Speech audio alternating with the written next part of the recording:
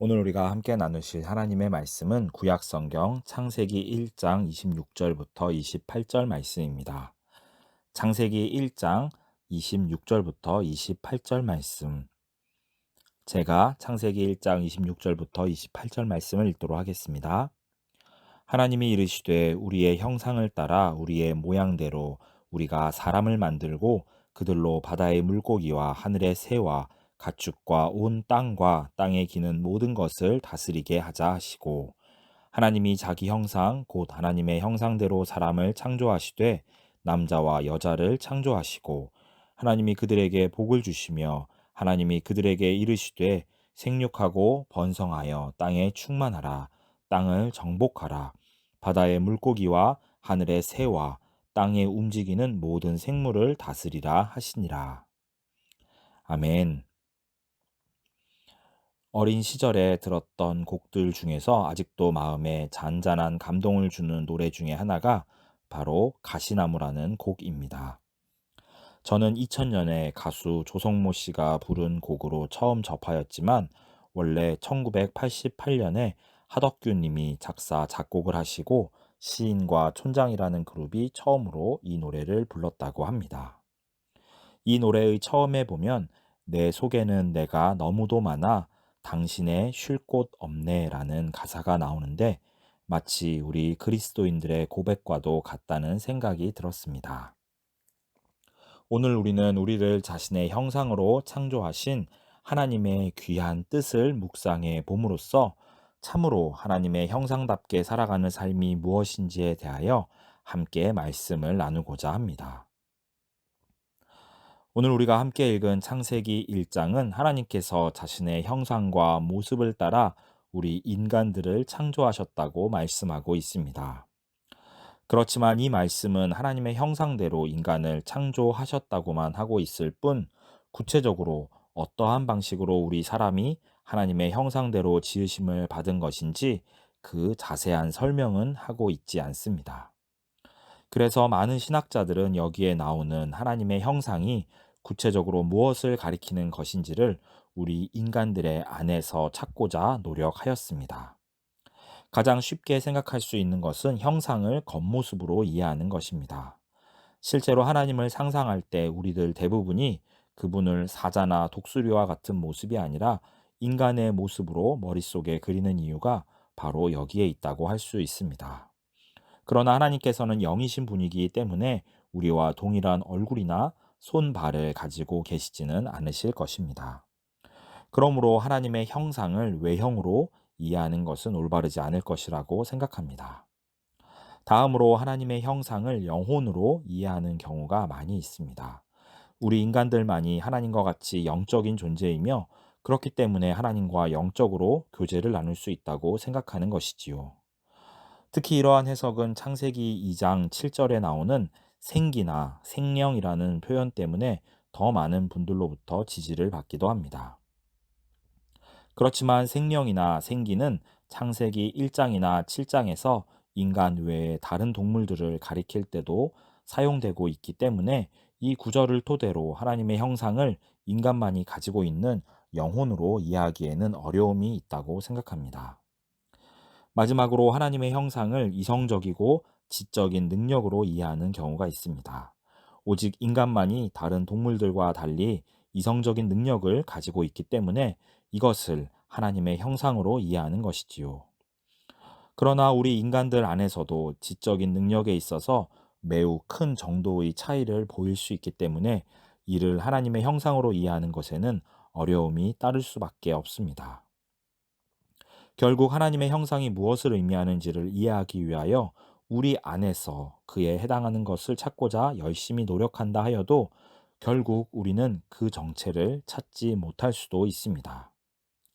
저는 하나님의 형상을 우리 인간들 안에서 찾으려고 하는 것이 어쩌면 처음부터 잘못된 시도가 아니었을까라는 생각을 해 보았습니다. 다시 말해서 하나님의 형상은 우리 안에 있는 것이 아니라 우리의 바깥에 있을 수도 있다고 생각하게 된 것입니다. 우리가 하나님을 생각할 때 가장 먼저 머릿속에 떠올려야 할 그분의 모습은 수염이 길게 난 할아버지와 같은 외모가 되어서는 안 됩니다. 거룩이나 전능, 사랑이나 공의와 같이 성경 말씀에서 그분을 묘사하는 많은 단어들이 있지만 우리가 가장 먼저 하나님의 모습 속에서 발견해야 하는 것은 바로 삼위일체이어야 한다고 저는 믿습니다. 왜냐하면 하나님을 제외하고 이 세상 그 어떠한 존재도 그러한 방식으로 존재하고 있지 않기 때문입니다. 그분은 세 분이시면서 또한 동시에 한 분으로 존재하십니다. 성부, 성자, 성령님께서는 서로 개별적인 위격을 가지고 계시기 때문에 서로를 부르실 수 있고 대화를 나누실 수 있으며 서로의 뜻에 자신을 순종하실 수도 있습니다.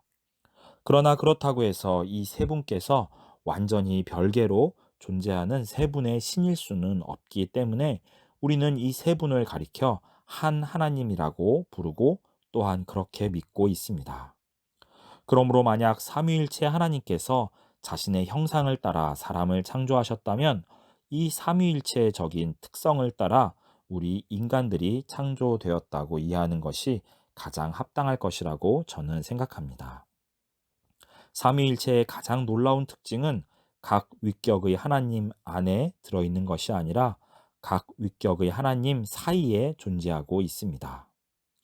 서로 구분될 수는 있으나 영원하신 사랑 안에서 하나로 연합되어 계시기 때문에 서로 완전히 분리되지는 않는 이 관계가 바로 삼위일체 되시는 하나님께서 우리들에게 보여주시는 신비라고 저는 믿습니다.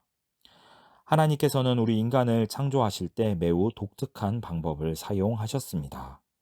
하나님께서는 다른 동물들도 흙으로 지으셨으며 또한 다른 동물들도 동일하게 생기를 가지고 있었지만 오직 우리 인간만 한 사람 안에서 다른 한 사람을 지으시는 방식으로 창조를 하셨습니다.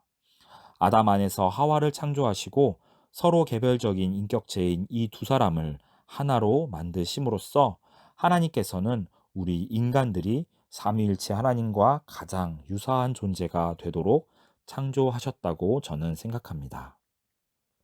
사도 바울은 창세기에서 아담과 하와가 보여주는 이 놀라운 관계를 이렇게 이해하였습니다. 에베소서 5장 31절부터 33절 말씀. 그러므로 사람이 부모를 떠나 그의 아내와 합하여 그 둘이 한 육체가 될지니 이 비밀이 크도다. 나는 그리스도와 교회에 대하여 말하노라. 그러나 너희도 각각 자기의 아내 사랑하기를 자신같이 하고 아내도 자기 남편을 존경하라. 아멘. 서로 도저히 하나가 될 수 없을 것만 같은 두 사람이 하나가 될 수 있는 것은 각 사람 안에 있는 선한 마음이나 두 사람 사이에 존재하는 사랑의 마음만으로는 결코 불가능할 것입니다. 만약 각 사람이 가지고 있는 뛰어난 인격이나 두 사람 사이의 사랑만으로 이것이 가능할 수 있다면 바울은 결코 이를 두고 이 비밀이 크도다라고 선언하지 않았을 것입니다. 서로 다른 개별 인격체인 두 사람이 참으로 하나가 될 수 있다면, 그리고 또한 언제나 문제투성이인 교회가 그리스도와 하나가 될 수 있다면, 그것은 우리 안에 있는 뛰어난 어떤 것 때문이 아니라 오히려 우리 바깥에 있는 무언가 때문에 가능하게 될 수 있는 것이라고 저는 믿습니다.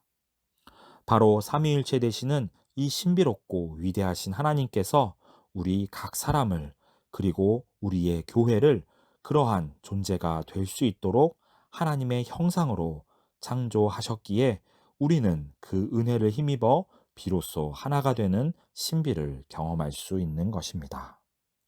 물론 우리 각 사람은 날마다 자신을 쳐서 복종하는 훈련과 서로를 존중하는 마음과 태도를 함양할 필요가 분명 있습니다.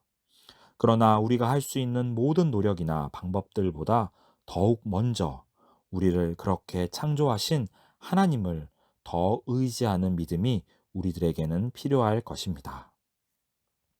가시나무라는 노래가 우리들에게 가르쳐 주듯이 우리 안에는 우리 자신이 너무나도 많기 때문에 하나님께서 혹은 다른 이들이 쉼을 누릴 자리가 어쩌면 전혀 없는지도 모르겠습니다.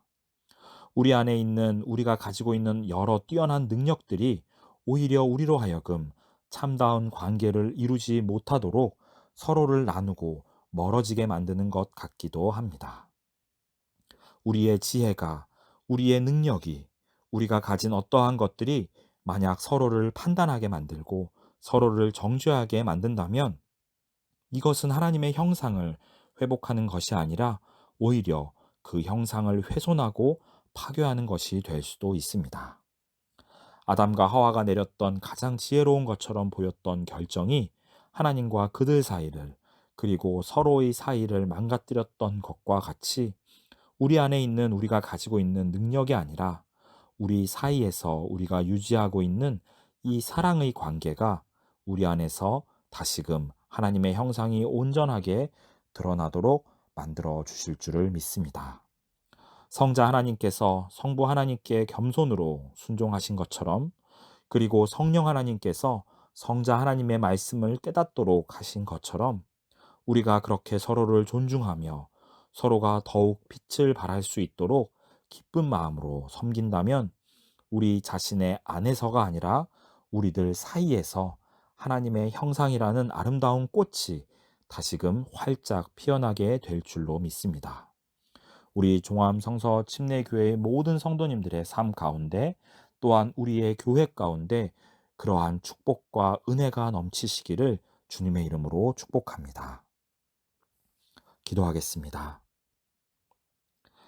하나님, 우리 안에는 너무나 많은 욕심들과 서로를 향한 가시들이 존재하고 있음을 고백합니다. 이 가시들이 서로를 향하여 고통과 아픔을 주는 관계가 되지 않을 수 있도록 우리를 날마다 주님의 뜻대로 빚어 가시기를 간절히 구합니다. 우리 안에서 사랑으로 하나를 이루어 가시는 하나님의 이 놀라운 신비를 우리가 날마다 경험하며 살아가기를 원합니다. 우리가 서로를 더욱 존중하고 귀하게 여기며 사랑과 겸손으로 섬기는 하나님의 모든 자녀들이 될 수 있도록 인도하여 주시옵소서. 오늘 하루를, 그리고 이번 한 주를 온전히 주님께 맡기오니 주님, 우리를 가장 선한 곳으로, 아름다운 곳으로 인도하여 주시옵소서. 우리의 주님이 되시는 예수 그리스도의 이름으로 기도하였습니다. 아멘.